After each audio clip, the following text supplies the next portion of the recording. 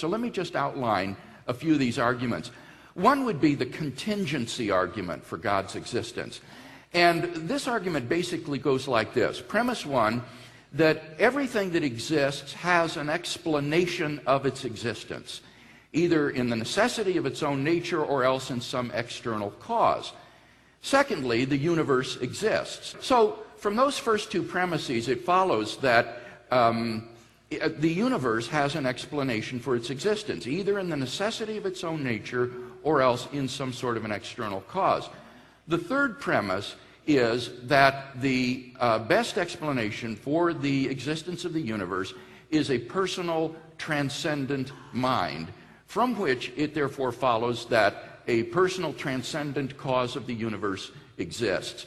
Now that's just an outline of the argument. In order to flesh it out and defend each premise, you'd have to do more work.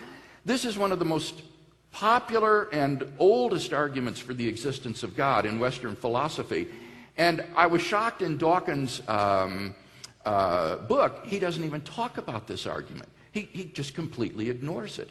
And yet I think this is a very good argument for thinking that there is a personal, transcendent cause of the universe that explains its existence. Okay, so when you talk about a transcendent personal cause, just explain that to us briefly. The idea here is that everything that exists has some kind of explanation why it exists.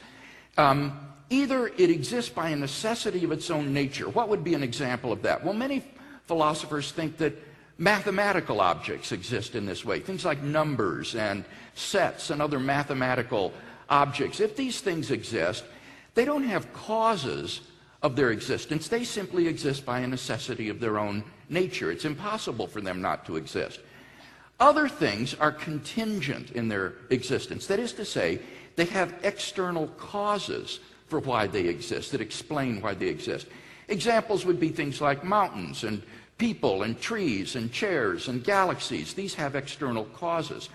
And the point is that everything that exists has an explanation that exists, why it exists, either in an external cause or in some sort of necessity of its own nature.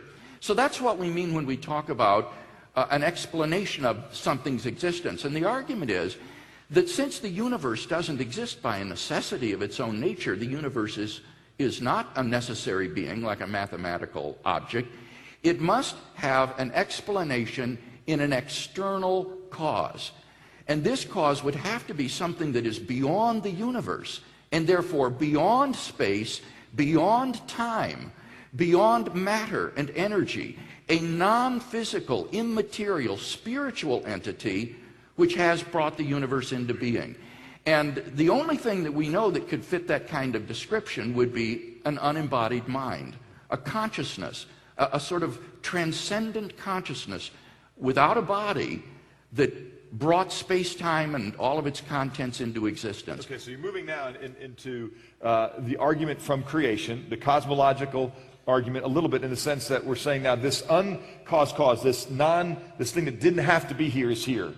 So we'll talk about the second argument that I know you present, which is the cosmological argument. Right. It's closely related to this argument. The first argument, the contingency argument, doesn't presuppose that the universe had a beginning. The universe could have always been there, for all this argument cares. But it's saying that since anything that exists has an explanation, there must be an explanation for why, say, an eternal universe exists, rather than just nothing. And that would be found in, as I say, a transcendent cause.